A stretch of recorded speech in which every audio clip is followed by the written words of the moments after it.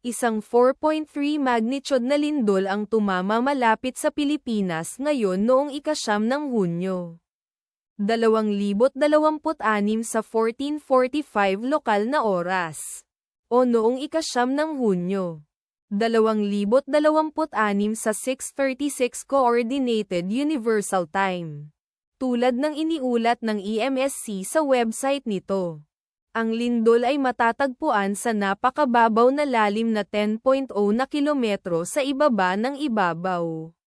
Sa mga coordinate latitude 5.13 at longitude 125.18, ang eksaktong magnitude, epicenter at lalim ng lindol, ay maaaring baguhin sa loob ng susunod na ilang oras o minuto habang sinusuri ng mga seismologists ang data, at pinipino ang kanilang mga kalkulasyon, o habang inilalabas ng ibang mga ahensya ang kanilang ulat.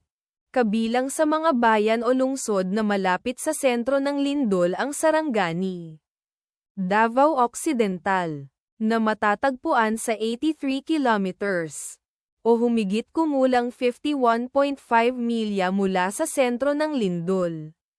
Ang inirerekomendang pagkilos ay maging mapagbantay para sa mga posibleng aftershocks na maaaring mangyari.